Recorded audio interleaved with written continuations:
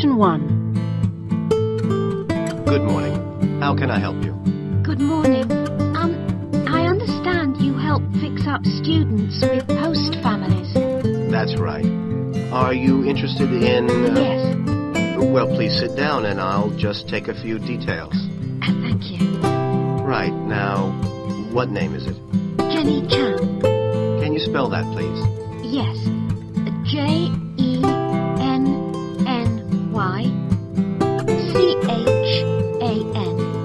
Right. And what is your present address? Seaview Guest House, 14 Hill Road. Okay. And do you know the phone number there? Yes, I have it here. 2237676. But I'm only there after about 7 p.m. So when would be the best time to catch you? I suppose between 9 and, let me see, past, before I leave for the college. Great. And can I ask you your age? I've just had my 19th birthday. And how long would you want to stay with the host family? I'm planning on staying a year, but at the moment I'm definitely here for 4 months only. I have to get an extension to my permit. You're working on it? Fine.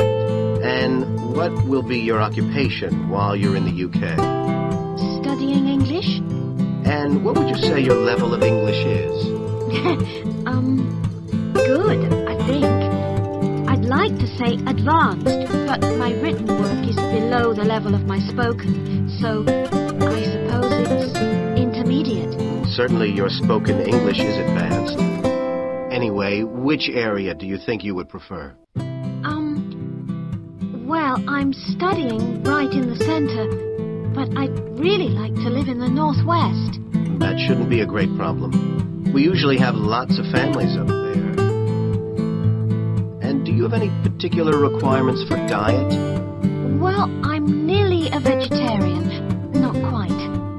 Shall I say you are? It's probably easier that way. That would be best. Anything about your actual room? I would prefer my own facilities. En suite, is that right? And also, if it's possible, a TV. And I'd also like the house to have a real garden, rather than just a yard. Somewhere I could sit and be peaceful. Is that all? Well, I'm really serious about improving my English, so I'd prefer to be the only guest, if that's possible. No other guests? Yes, you get more practice that way. Anyway, obviously, all this is partly dependent on how much you're willing to pay. What did you have in mind? I was thinking in terms of about 60 to 80 pounds a week, but I'd go up to 100 if it was something special. Well, I don't think we'd have any problems finding something for you. Oh, good. And when would you want it for? I'd like to move in approximately 2 weeks. Let me see, it's the 10th today. So if we go for the Monday, it's the 23rd of March. Yes. Right. Good. And if I could ask one last question. Section 2. Good evening, everyone, and thank you for coming to the soccer club meeting. It's good to see so many parents and children here tonight, and I know you're looking forward to a great football season. Now, I'd like to take a few minutes to tell you about some changes to the soccer club for the coming season. Now, this season, we'll be playing all our matches for both the junior and senior competitions at Kings Park, instead of Royal Park, which was used last season. Now, for meetings, we're going to use the clubhouse in Kings Park, and the next meeting will be held in the clubhouse on the 2nd of July. As usual, we hope to begin the season with a picnic next Saturday at the clubhouse. Please try and come to the picnic, as it's always good fun. And the last week of the season, we usually have a dinner and presentation of prizes to the players. And more information about this will be given to you later in the season. This season, we have more teams than ever. We hope to have 10 teams instead of 5 in the junior competition, and they will play on Saturday mornings beginning at 8:30 a.m. Training sessions will be held in Kings Park on Wednesday afternoons for the juniors, and they will be wearing red shirts again this year. In the senior competition, there will be 4 teams, same as last year, and their games will be played on Saturday afternoons starting at 2:30 and it will be at a 2 o'clock start, and the training session for seniors is planned for Sunday afternoons. Now, I'd like to introduce you to the new committee for the soccer club for this season. Firstly, let me welcome Robert Young, the new president, who will manage the meetings for the next 2 years. Robert's son has been playing football with the club for over 5 years now, and many thanks to Robert for taking on the job of president. Next, we have Gina Costello. She's the treasurer, and she'll collect the fees from you for the season. Please try and give Gina your fees as early as possible in the season, as the club needs the money to buy some new equipment. Then there's David West, who's volunteered to be the club secretary, and one of the many jobs he'll have is to send out newsletters to you regularly. If you have any information that may be useful, please let David know so that it can be included in these newsletters. Also, I'd like to introduce you to Jason Dokic, who is the head coach. For all the new members here tonight, this is the 3rd year that Jason has been with us as head coach, and we're very lucky to have such an experienced coach and former player at our club. He will continue to supervise the teams at training sessions and on match days. Now, before we finish and have some refreshments, does anyone have any questions they'd like to ask the new committee? Section 3. Right, Jason and Karen. Now, I asked you to look at the case study for Box Telecom as part of your exam assessment. It's interesting because they're in the middle of problems at the moment, and I want you to track how they deal with them. Let's start with you, Karen. Having read through the case study, can you just summarise what the problems were that Box Telecom had to take on board? Well, of course, what first came to their attention was that despite a new advertising campaign, they were suffering from falling sales, and this is something that had many causes.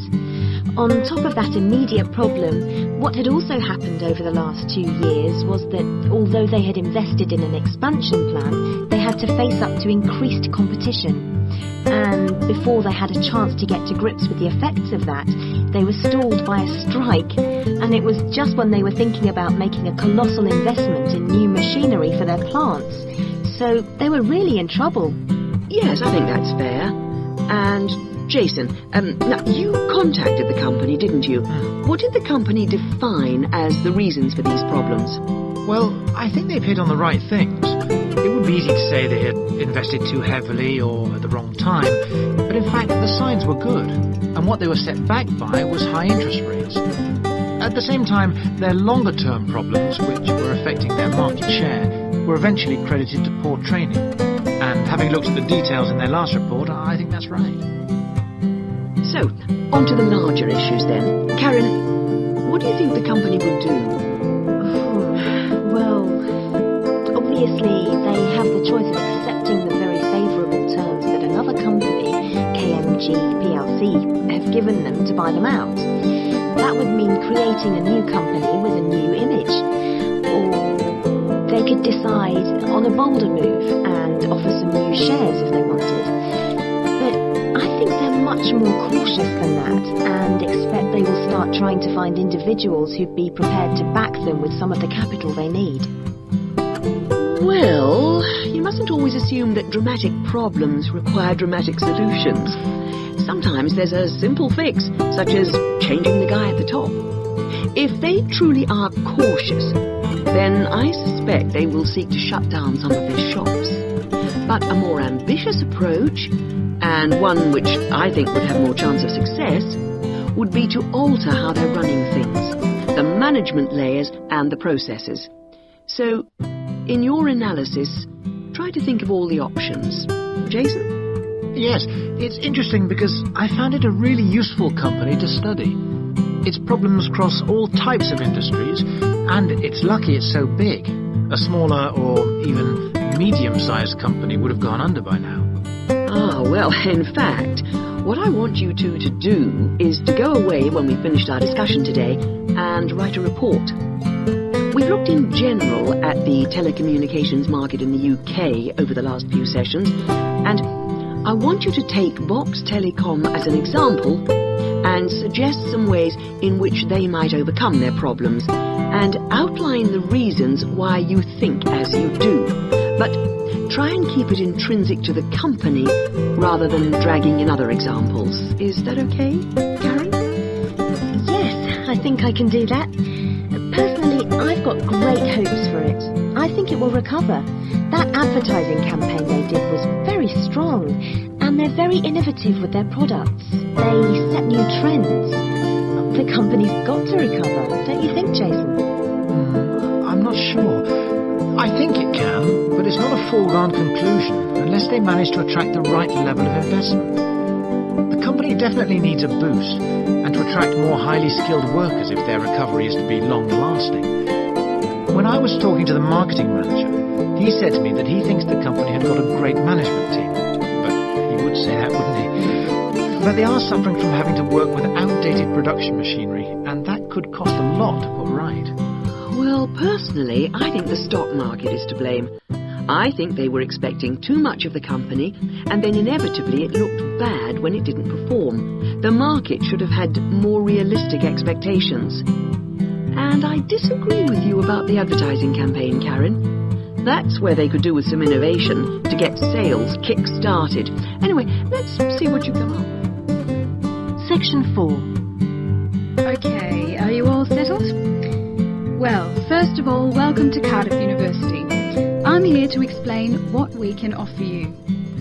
Now, as a new student at the university, you will probably need some sort of guidance to help you to use the library effectively to study and research. Some of you have asked about a guided tour, but we find this rather muddles people. So, in this first week, we run a series of talks which focus on different aspects of the library and its resources. You'll also find that to get the most out of the library, you really do need to be computer literate.